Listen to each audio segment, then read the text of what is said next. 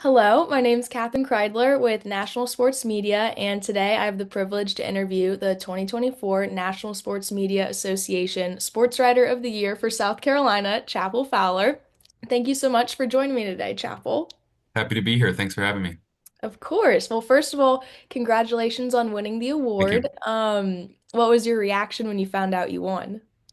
Let's see. I was home. It was like a Sunday afternoon, and I got Dave Gorin's number pop up on my screen calling me, and I was like, "This is either good or bad. Like I've either won or I something messed up, or he has some urgent question for me about something." I think he was driving from the Triad up to Raleigh to see a Canes game, but he just cut right to it and told me, and I was kind of just pacing around, fired up. It was really cool. Obviously, I knew at that point I was one of, I think, four semifinalists, Mhm. so it was like on my mind that I'd probably hear something sooner rather than later about it. But certainly wasn't expecting it, but I was really fired up. It's a cool, really cool accomplishment. So I Yeah. told him thank you like 10 times before I got off the Oh, phone. that's awesome. How did you get involved in sports? Were you always interested or? Like late middle school. I Okay. don't know why I didn't earlier. But right around like eighth grade or so is when I personally got really into watching sports, playing sports. It was basketball initially, Okay. but that's kind of when I started keeping up with stuff. Carolina Panthers too was a Hmm. big like initial way into the field for me. My dad's worked in newspapers for a long time, so I kind of saw the journalist side of stuff and what that looks like career wise, not just going to the games, but knowing he would be gone for long stretches and wouldn't get home till late certain nights and know he can't get tickets or interviews or autographs from my friends, so don't ask that type of stuff. So I kind of had an idea of what it looked like on like a very day-to-day basis from someone who was obviously great at, also prioritizing family and everything. He did a great job with that and still does. So kind of with those two tracks in mind, I kind of went into high school thinking it might be something I wanted to do. I liked writing, reading at that point, Hmm. and probably kind of centered in like late high school toward doing something writing wise, journalistically, and at the same time really wanted to go to UNC. I'd grown up a fan and then just really was interested in them and their journalism program specifically. So that's kind of how I started, and I joined the student paper like the first semester I was there at UNC and did it all the way through. But that's kind of how it started. That's awesome. So you mentioned joining the paper, and then did you have any internships or jobs at UNC with sports? Yeah, they joke and again, it's not like I was like the chosen one or anything. I was super excited about it. They joked that I was the first Daily Tar Heel sports writer to take an unofficial or official recruiting visit because I was so like locked in on getting on the sports desk. I wanted to do it so bad that I went and arranged like a meeting with the summer sports editor when I was doing my orientation the summer before I got there freshman year. So I was in there over the summer, like pitching myself, and I was so worried I wouldn't get on the desk or anything. And they were probably just looking for anybody with a pulse who could cover like volleyball and stuff and do it without like ruining the company name. So yeah, I did the Daily Tar Heel all 8 semesters, all 4 years at UNC. I was a staff writer. I was a sports editor as a sophomore, which was not as early as I thought I would do it. But ended up being okay. It was very trial by fire, but I had a lot of older people, other editors. My assistant sports editors were super helpful and kind of get me through that. Probably would have been a better fit as like a junior or a senior to do that, but we Mhm. had a someone was going to do it and then they weren't. They needed somebody, and I was like, well, I can't really say no to this. So that helped a lot. And then I was a senior writer my last 2 years, a lot of basketball and football coverage. And while I was at UNC, I did like a small internship for my hometown paper, and then I interned at the Charlotte Observer, and then the Virginian Pilot, which is in Norfolk, Virginia. So basically every summer I was trying to find something and was lucky enough to find some opportunities. So yeah, definitely student paper all the way through, and then internships along the way. That's awesome. What were some of your challenges early on in your career? Hmm.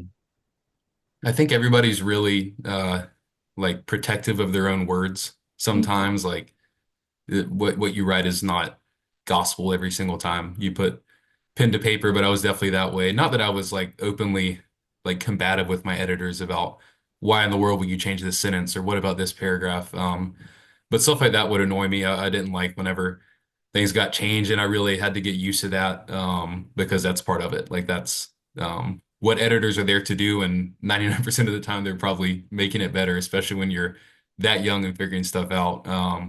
So I think that that was one probably early for me was just realizing like you're going to write a lot of stuff every year, and not everything's going to be perfect, and there are people there to help you make it better. So just accept that. And then I think kind of in the same way you've probably heard this before, the idea that like every story is not going to be a home run and you have to hit your Mhm. singles, hit your doubles. Like sometimes a 500 word game story is just a 500 word game story. You don't need to over embellish or overwrite or do a super, super long, complex lead for something that really doesn't require that level of complexity. Like save your fastballs for the big moments when there's national championships or really bad loss or a scandal or controversy or some feature that is just awesome and has to be told really well and with really like a lot of writing. Like you don't need 2,000 words for every single story, but Right. sometimes that is valuable too. So I think I'm still trying to find that balance a little bit.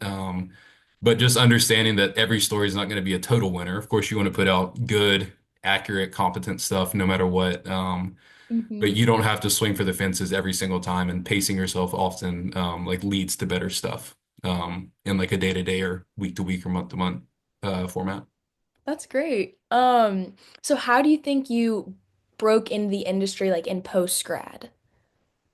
Oh my gosh, yeah, that was a crazy time. So I was a class of 2020 COVID graduate. Okay. Oh, I geez. always joke that I went on spring break and never returned to Yeah. school officially. Well, I took online classes, but I never returned to campus. I left on spring break. So my spring break technically at this point is still, I guess, going on. You could say like 4 years later.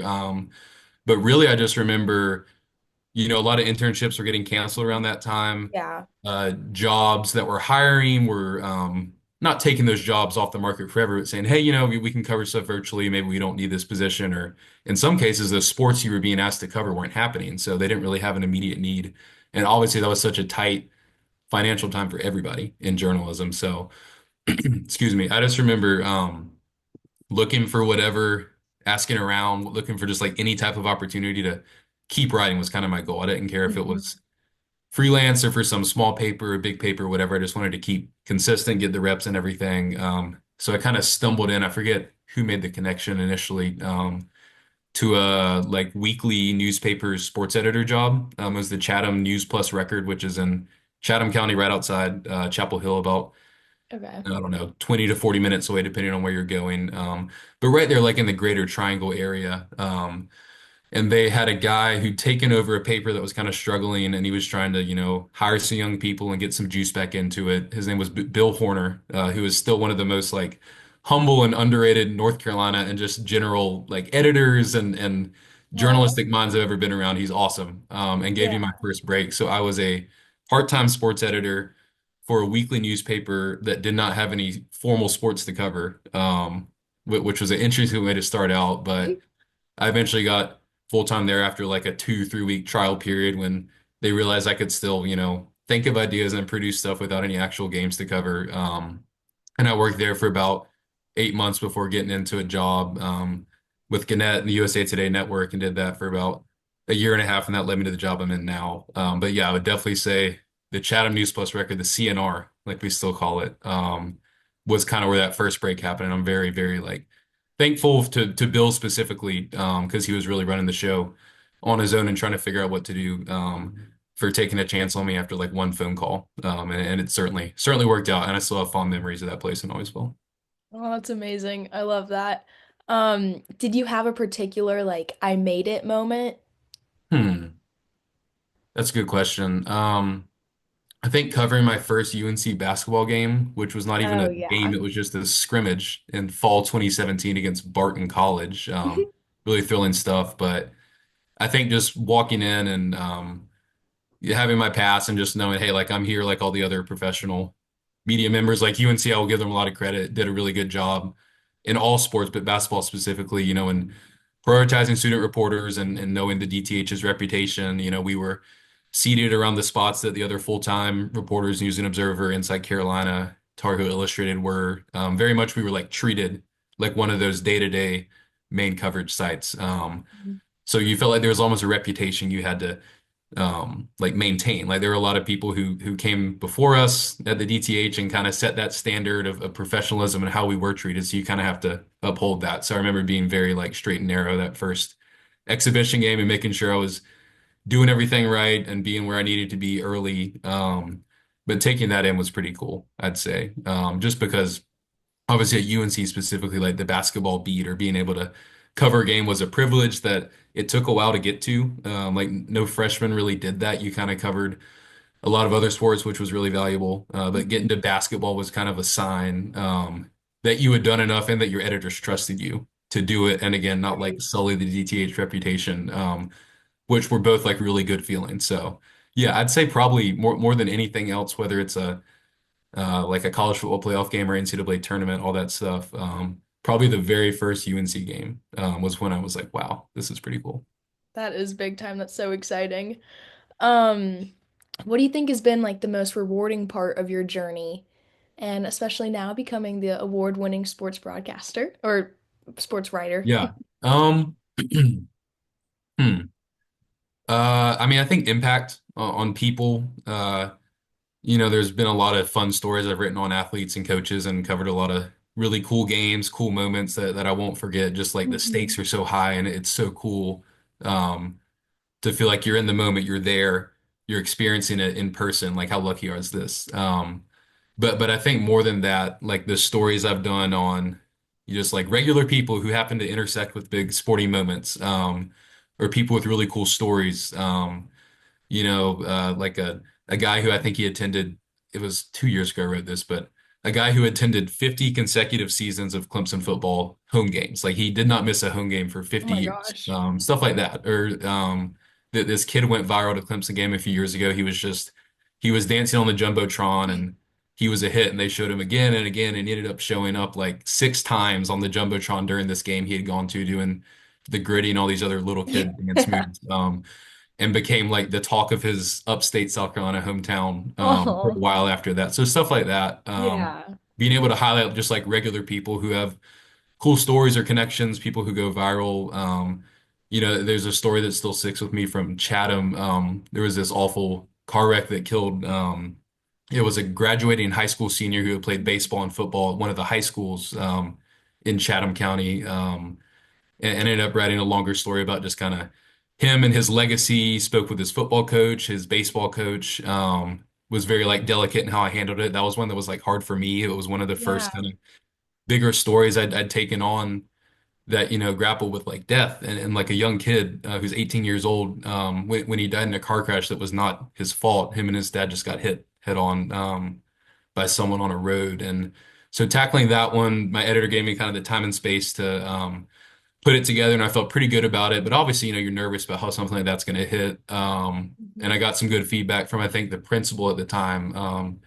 And then a few weeks later, I still have this letter. The mom, who again lost her husband and her son, had written to me and said thank you. So stuff like that, that those are Yeah. stories that take time and effort, and you want to be sensitive about it. But to know that I like did Micah Gurley justice in that moment is cool. So whether it's something more like lighthearted, like I was mentioning with a dancing kid, or something more serious like that, the stories that you kind of stumble across or get on a day-to-day basis that aren't just, hey, UNC Duke are playing a basketball game. I think being able to highlight those and do those well is a super important part of our jobs as journalists. And the fact that I've done at least, hopefully, most of those, all of those well, is definitely really rewarding for me. That's amazing. I love that. Finally, before I let you go, do you have any advice for students or young professionals interested in sports media careers? Yeah, someone told me this from The Athletic one time. It was a John Shear, who was an editor there. I'll tweak it a little bit. His advice was say yes to everything, or try to say yes to everything. Try to say Yeah. yes to everything. And I think that's a really healthy way to look at it. And the way I kind of will say it is try to say yes to everything within reason. Like I Mhm. think um, some opportunities are worth pushing for. Sometimes something might be kind of hard to get to, or it's an extra drive or extra effort on your end. I think just like making yourself available and trying to say yes to most stuff, whether it's a freelancing opportunity or an internship. at a place you didn't really think you might want to work at, or covering a sport you don't really know much about, or stuff like that. I think it's good to at least like consider everything and try to Mhm. make yourself available, get yourself out there, meet people, make connections. I think like within reason, you want to push for a paid internship versus an unpaid internship, and really think about like how, taking a certain opportunity might affect other parts of your life. And you don't want to move 8 hours away for a job covering high school sports if you're really close to your family. That's gonna like affect you. You want to make decisions that are right for you and not just blindly chase the industry or a career or a job and stuff like that. So always weigh it. And I've tried to do that in my career, but I think trying to say yes to whatever you can that doesn't drive you up a wall or drive you crazy. If you can fit it in and maybe it's like a little bit of extra effort here, it usually is going to pay off at some point. So it's tough to, again, you can say no, and you should learn how to say no in moments like that. But for the most part, I said yes to freelance things that I probably was tired and didn't really want to write during final season before. But stuff like that can eventually like build up over time and pay Yeah. off. So Taking say yes advantage to of everything. Yeah, opportunities. exactly. Yeah. Within reason, of course. Don't Right. want to do it. Not 100% of the time, but maybe shoot for like 80, 85%, something like that. Right. 90, maybe. That's awesome. Well, thank you so much. It was so nice talking to you. Yeah, you too. Appreciate it. Good questions.